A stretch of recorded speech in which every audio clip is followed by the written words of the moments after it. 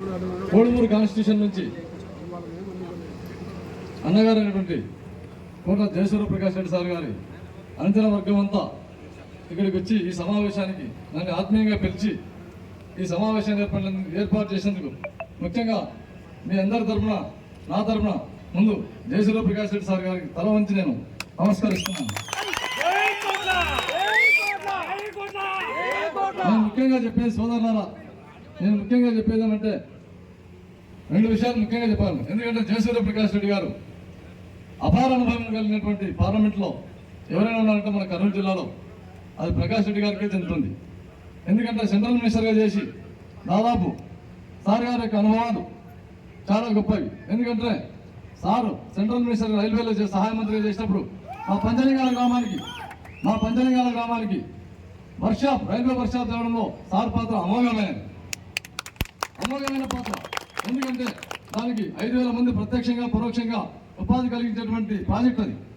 ఆ ప్రాజెక్టు దఫాలుగా ఫండ్స్ ఇప్పటికి శాంక్షన్ అవుతూ అతి సమీపంలో ఉన్నది. కంప్లీట్ కావడానికి కూడా 2 సంవత్సరాలు అయిపోతుంది ఇంకా మ్యాక్సిమం. అంటే అటువంటి ఘన చరిత్ర కలిగినటువంటి కుటుంబం కోట ప్రకాష్ రెడ్డి సార్ గారు చేసినటువంటి కర్నూలు జిల్లాకి ఏమేమి చేశారంటే చెప్పుకోవాల్సినవి మగ్డమెంట్ పనులు ఉన్నాయి. ఆ ప్రాజెక్టు భారీ ప్రాజెక్టు, 400 కోట్ల ప్రాజెక్టు అది. అదేగాక మన కర్నూలు సిటీని ఒక్కసారి మీరు ఆలోచించుకోండి. కర్నూలు సిటీకి అప్పట్లో ట్రైన్ వేయాలంటే, హైదరాబాద్కి ఇంటర్సిటీ ట్రైన్ రావాలంటే ప్రజలకంతా కళ ఉండేది. మన కర్నూలు పార్లమెంట్ ప్రజలకంతా కళ ఇంటర్సిటీ ట్రైన్ కావాలని చెప్పేసి.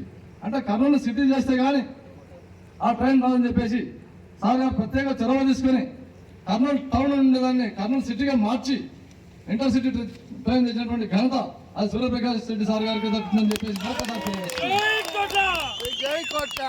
అదేగాక నేను చెప్పుకుంటూ పోతే ఇలా చాలా ఉన్నాయి. ఎందుకంటే జోగులాంబ హాల్ట్ అయితేనేమి, కర్నూలులో ఉన్నటువంటి కోట్ల సర్కిల్ అయితే అది యూనిట్ అయితే హాల్ట్ అయితేనేమి, ఈ విధంగా సారు ఒక్కసారి సెంట్రల్ మినిస్టర్ అవకాశం వచ్చిన తర్వాత తన వంతు పాత్రగా కర్నూలుకు అమోఘమైన పాత్ర పోయించాలని నేను ఘంటాపదంగా చెప్పగలను. అదేగాక Kurnool to Mantralayam railway line కూడా సార్ చాలా దానికి సర్వే ఇండియాతో కూడా సర్వేలు చేపించి దాన్ని కూడా ప్రణాళికలు చేసి రెడీ చేశారు. కాబట్టి ఈ విధంగా పెద్దన్న గారి సేవలు ఈ కర్నూలు జిల్లాకు అమోఘంగా చేశారు. ఆయన సార్ గారి యొక్క బాటలో కర్నూలు పార్లమెంటుకు తమరంతా సార్ ఆధ్వర్యంలో దాన్ని పార్లమెంట్ అడుగుపెడతారు, చట్టసభలు అడుగుపెడతారు చేస్తే సార్ ఆశయాల మేరకు నేను శక్తివంతం లేకుండా కృషి చేస్తానని చెప్పేసి సార్ గారి సమక్షంలో మరొకసారి ధన్యవాదాలు తెలియజేస్తున్నాను అందరికీ.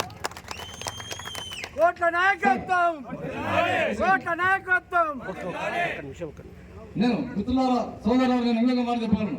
పెద్ద ఆశీస్సులు నాకు సంపూర్ణంగా ఉండాలని చెప్పేసి సార్ గారు నేను 2 సార్లు కలవడం జరిగింది. కలిసిన వెంటనే సార్ కూడా అమోఘంగా ఆప్యాయంగా మన కర్నూలు జిల్లా ఏదేమైనా కూడా తెలుగుదేశం పార్టీ రావాల్సిందే, ఆవశ్యకత చాలా ఉంది.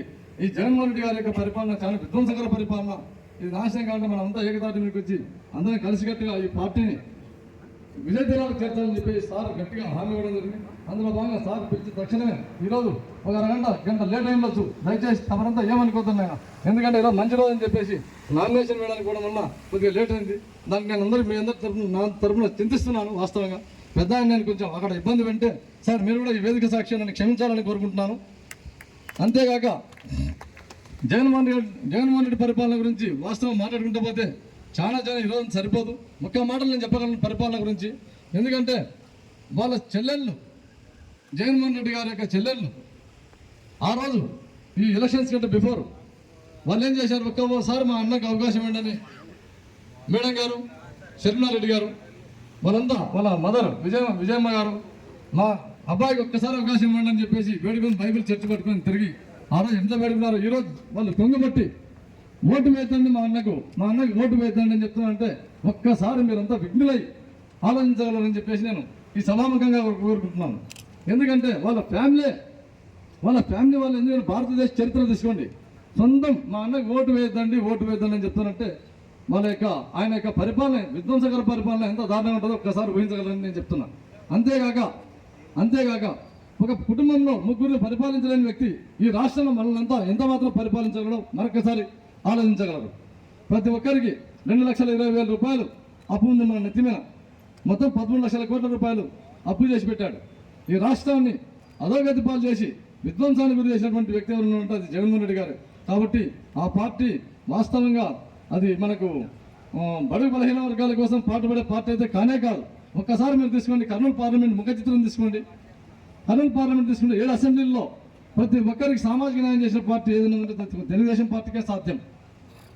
ఎందుకంటే ఆల్రెడీ సామాజిక కోణం చూసుకోండి, మన పార్టీ ఏ రకంగా చేసిందనేది. కోడుమూరు ఎస్సీ, ఆలేరు వీరభద్రగౌడ్ గారు, పత్తికొండ శ్యాంబాబన్న గారు, ఆదాని వాల్మీకులు పారసారథన గారు, నాగేంద్రుడన్న గారు మంత్రాలయం వాల్మీకి, 2 వాల్మీకులకు ఇచ్చారు.